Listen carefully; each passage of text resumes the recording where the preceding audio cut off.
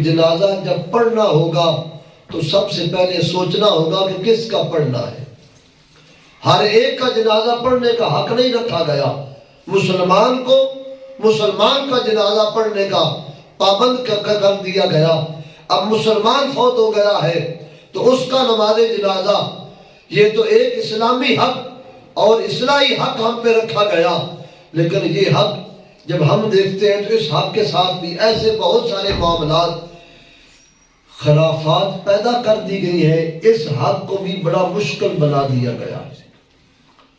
اب ایک طرف تو ایک حق ہے مسلمان کا جنازہ پڑھنا، اور اس جنازے کے حق میں نہ کوئی روٹی کا ذکر ہے اور نہ روٹی کے اعلان کا کوئی ذکر ہے۔ آج کل تو دیکھا جاتا ہے کہ جس طرح 4 تکبیر نماز جنازہ کی لازم ہے، اسی طرح ایک 5ویں تکبیر کا بھی ضرور اعلان کروایا جاتا ہے، قصداً ارادتاً، کہ وہ اعلان ضرور ہونا چاہیے۔ اور وہ اعلان 5ویں تکبیر کی حیثیت ہمارے معاشرے میں قائم کر گیا ہے، اور وہ اعلان یہ ہے کہ دعا سے پہلے یا دعا کے بعد اعلان ہوتا ہے کہ گھر والوں کی طرف سے روٹی کا اعلان ہے، جبکہ یہ اس وقت موقع نہیں کہ میت سامنے موجود ہے اور ہم جنازے کے لیے آئے ہیں اور اس وقت یہ اعلان کیا جاتا ہے۔ یہ اعلان بہت ہی غیر مناسب اعلان ہے، یہ نہیں کرنا چاہیے۔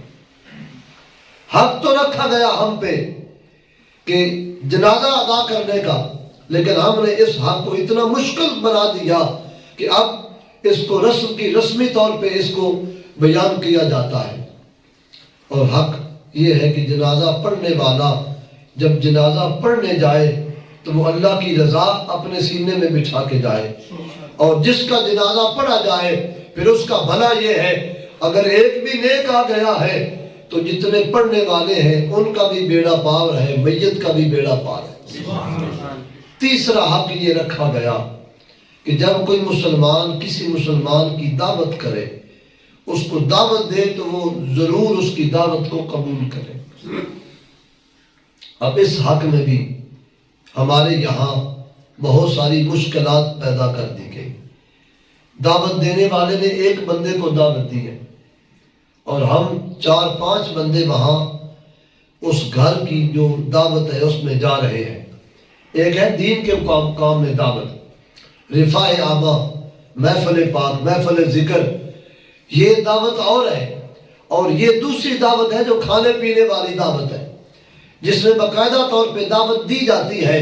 اسلام نے کہا کہ ایک مسلمان کسی مسلمان کی دعوت کرے تو وہ جتنے بندوں کو دعوت پہ بلائے اتنا کا ہی وہاں جانا ضروری ہے، زیادہ نہیں جا سکتے۔ جو زیادہ جانے والے ہیں وہ زیادتی کر رہے ہیں، ان کا وہاں کھانا یہ شرعاً جائز نہیں ہے۔ اب ہم اپنے معاشرے میں دیکھیں کہ دعوت تو گھر میں ایک کی گئی اور جانے والے 10 بندے ہیں۔ اب اس میں اسلام نے ہمیں پہلے پابند کیا، اور اسلام کی یہ پابندی ہمارے لیے سراپا خیر خواہی اور ایک بہت بڑے امن اور سکون وقار کا ذریعہ بن رہی ہے کہ فرمایا کہ وہ جس کو دعوت دی گئی وہ ایک ہی بندہ جائے، 2 کو دعوت ہے تو 2 جائے، جتنے کی دعوت ہے اس سے زیادہ کا وہاں جانا منع ہے۔ چوتھے نمبر پہ جو حق رکھا گیا وہ ہے ایک مسلمان دوسرے مسلمان کو جب سلام کرے تو یہ اس کا جواب دے۔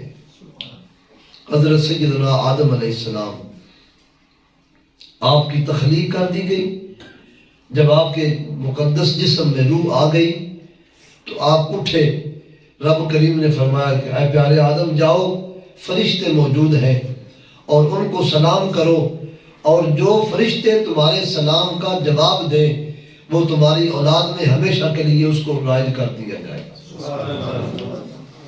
حضرت آدم علیہ السلام آپ اٹھے اور فرشتوں کی ایک جماعت، اب وہ جماعت مجھے نہیں معلوم ہو سکی کہ وہ کتنے افراد تھے، ایک فرشتوں کی جماعت بیٹھی ہوئی ہے۔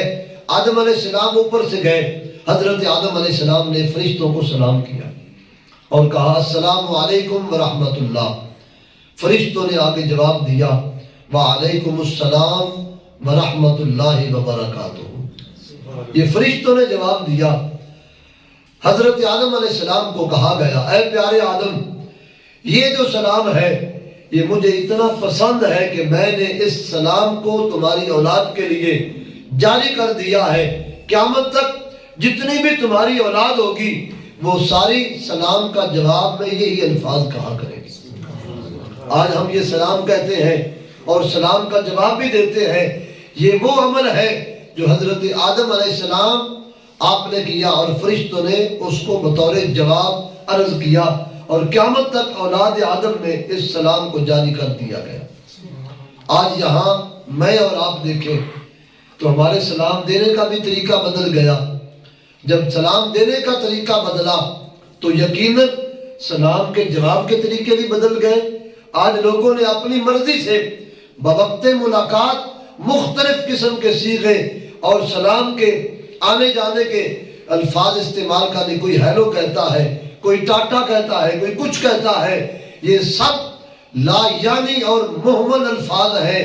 اسلام نے کیسا پیارا جملہ دیا کہ جب ملاقات ہو تو کہو السلام علیکم. اس کے معنی پہ کبھی غور کرو کہ تم پہ اللہ کی سلامتی ہو.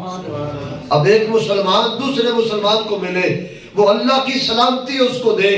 میں کہنا چاہتا ہوں شاید کوئی آدمی ایک بندے کے آنے پہ اس کو پھول کی پتیاں مارے, اس کے گلے میں ہاتھ ڈالے تو اس کا مقدر اتنا بلند نہیں ہوتا جتنا ایک مسلمان دوسرے مسلمان کو سلام کہے وہ اتنا مقدر بلند ہوتا.